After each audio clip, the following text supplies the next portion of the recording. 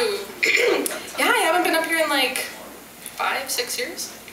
And following 2 comedians, holy crap. We're switching things up, you guys. It's gonna get depressing. And if you feel like jumping off a bridge after this, Dave has the crisis connection phone number on his phone. I was texting him earlier and he Google searched it, he said. So brace yourselves. Okay, I don't title my poems depressing poetry. Here we go.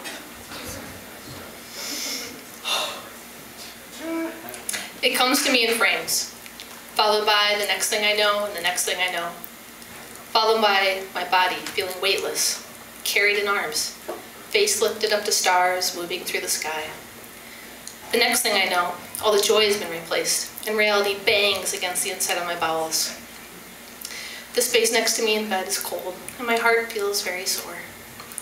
Followed by a long stretch and a single cut that drags on all day, no series of frames. Just the whirring and clicking of a projector with an endless feed of hours and days of road after road and face after face, all showing up repeatedly on top of one another while I exist idly by, not just observing, but subjected to interacting, to breathing in this exhaust of everyone's exhaled breath. The next thing I know, the world has become horizontal, and the frames mercifully flash and blinks and cuts again of snippets where my mouth was fed and my soul could lie in infamy while the reel rolled on without me. Followed by that only kind of silence that lingers on past the ocean of my ears, that ringing that only reminds people of quiet because the yelling just stopped.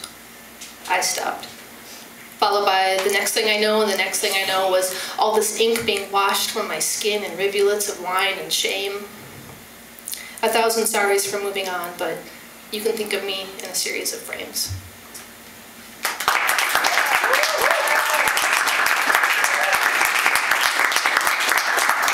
And if that doesn't have you feeling suicidal. Not yet, far from it. Try again? Keep trying. Try again. Here we go.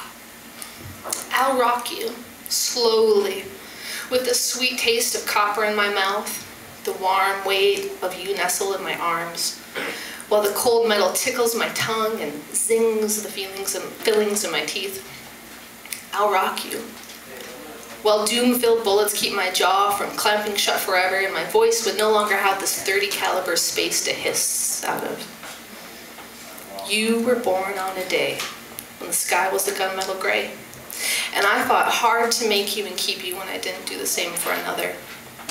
I made you born into this home where mama chews bullets to speak, and daddy don't speak at all. Because you were my ache, you were my need. And I knew you would be my tears to shed through beautiful tiny eyes that were born from my soul. I knew you'd keep me warm by sleeping in my arms. And I will rock you, gently, slowly, and coo you whistling songs through nearly clenched teeth about the one beautiful thing that happened on a gunmetal gray day.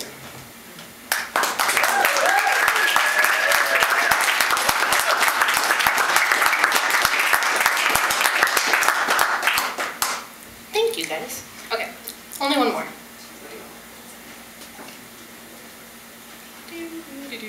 Okay.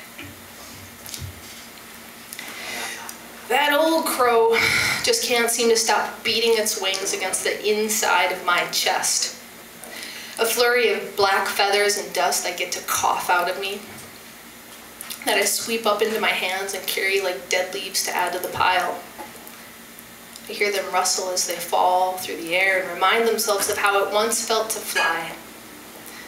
They settle to lay and rest as I vow not to move them again outside of adding them to their brothers. The flights of children that my lungs create while the old crow itself refuses to be birthed, content to batter me from the inside, living off my blood and proving to me the very unprotective nature of my bones. That very something I had hoped to live off of, but it turns out they knew nothing of meat. Only the dry, crackling, and dusty touch at the end of something. Only the promise that the pain will stop when blackness eats. And my eyes lie beneath a blanket of flowers and feathers. I'll add myself after I add your brothers.